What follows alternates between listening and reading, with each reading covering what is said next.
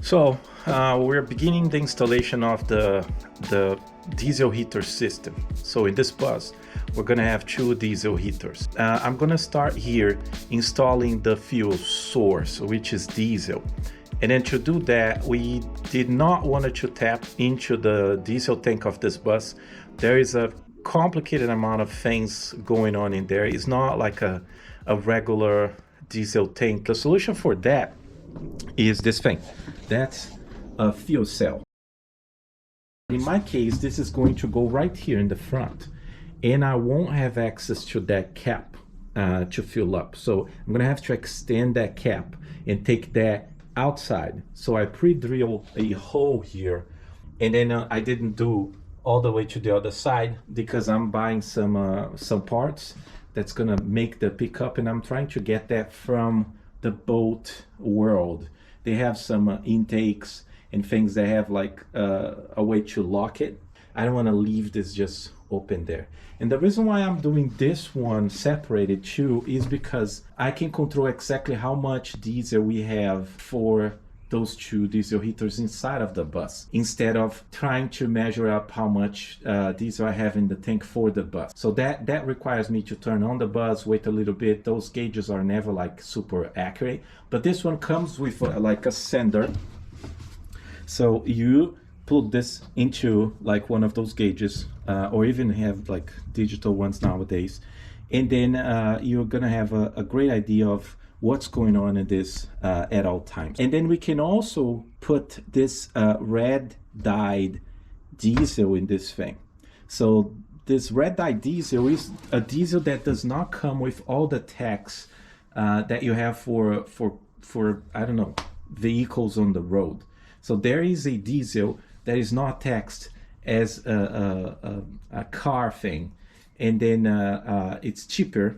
I'm not sure that that is better, if it's like the purity is better or something, but anyway, you can get that diesel in some places, and I think that would be better for this application. But anyway, this is going to be here. This tank is 19 gallons, and that should run those diesel heaters for a long time. My math is to be able to run this thing for 2 to 3 weeks, 24/7. So the first step to do this is to prep for the lines. Before I go outside, the idea here is to run those lines. I bought some of those AN connectors, and one of those, I think it's braided stainless steel lines, and then I'm gonna use kind of the same thing as the bus is using for those airlines. So I see that they have those things that go in this area, and this is the wheel well, just so you have an idea. So I'm gonna get one of those lines coming here. I'm gonna drill a hole here and get the transfer on the other side of this wheel well. And then I'm gonna run this the main fuel line, because it's going to split into two, but the main fuel line is going to run with the other things that are running, other cables and pipes here, and then it's going to run kind of hidden through this area, and it's going to get to the side, and then it's going to go all the way in there. And then I'm going to run this. The first diesel heater might be in this area for the front, and then I'm going to have to keep running the line. I don't know if it's on the side or right in the middle of the bus, because there is like I'm gonna show you under the bus, there's this rail that runs, and then they have holes for pipes to run through. So this is going to go in, because the next one is going to be right here in this area. So there's going to be installed in here going down, and then there will be some pipes that's going to push the air, the hot air, into this area. So that's like kind of the back area, and I would say it's 40% of the size of the bus, because there's going to be like the bathroom here, and then an office there, and then the bed area. So this is the idea: one diesel heater for this area and another diesel heater for the front area. So to do this, I'm gonna have to taking you outside. I'm gonna have to lift this whole bus a little bit, and then I'm gonna remove this whole wheel. Right now the bus is not sitting on its weight. There are some metal jacks holding this whole bus to be leveled.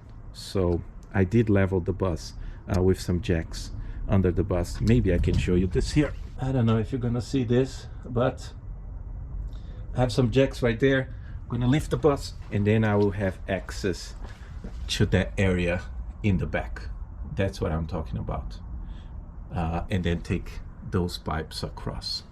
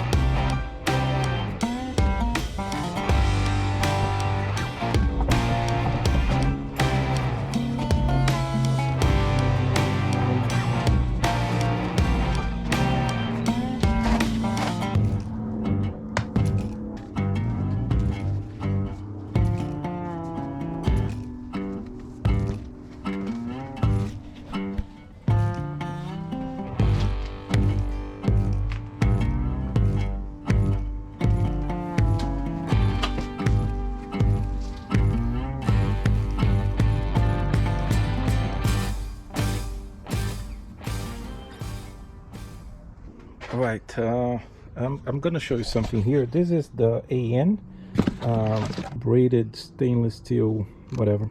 This is a 6 AN, the number, and the bigger the number goes, this thing goes. So it comes with some connectors here, so you can terminate this properly. I'm gonna run this cable from the fuel cell, and then it's going to go. I just installed this little thing here. So this is one of those AN connectors, just to go from one side of the stainless steel kind of wall to the other side.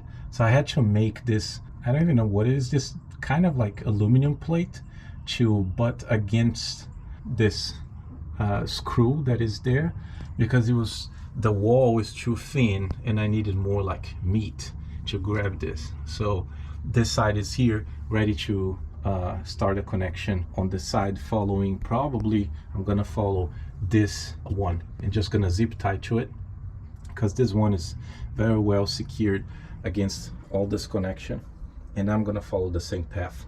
But on the other side of this, I'm gonna show you. The other side, we have this, which I did the same thing. The little aluminum plate is it's a 5/8 hole to get this through. So it was a little bigger than I thought it would be 1/2 inch, but okay, I could make this hole here, cut this out, debar, and that's it. So this connection here is going to connect to one of those little guys, but I don't have the filling neck part yet, which is coming, I think, today or tomorrow, but I'm gonna start preparing from here and on. So for the inside, I'm gonna use this little plate that's gonna go down to the floor. Basically, this is going to protect all the layers between this and the outside of the bus. It has something like this is the subfloor, is a half an inch plywood. And then we have a 2-inch insulation XPS. And then there's another 3/4 that is the actual bus floor, and is a naval plywood, lamination on both sides. After measuring this thing out, I came up with this location, and hopefully it's gonna be all right. And I think this is gonna go down. So this is where I am right now.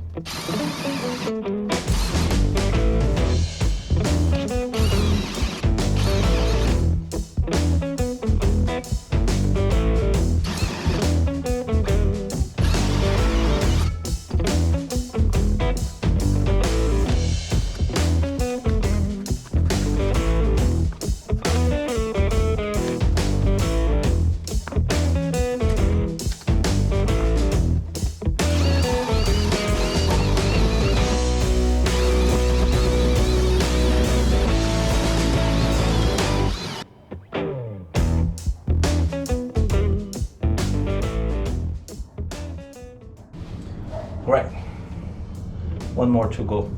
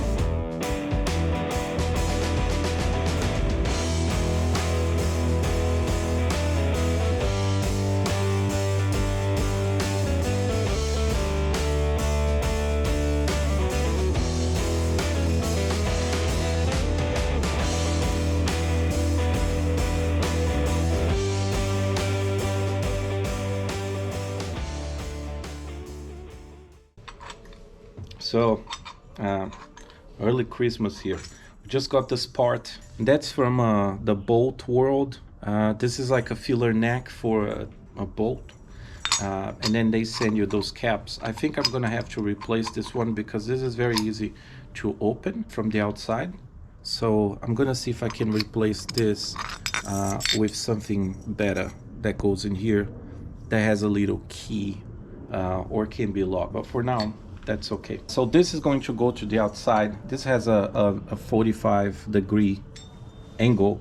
So when it's sitting on the outside, it's gonna bring this end to here.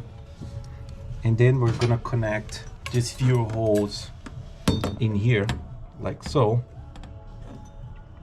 And then we're gonna go down into the tank with an adapter that I'm still missing.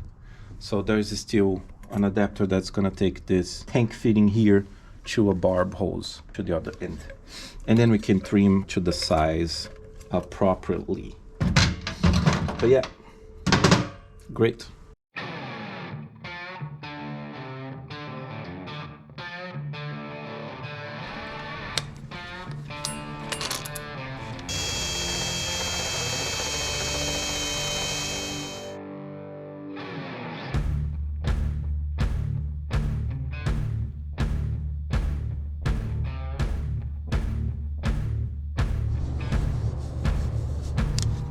I'm not sure that's gonna work, but Intentions are good.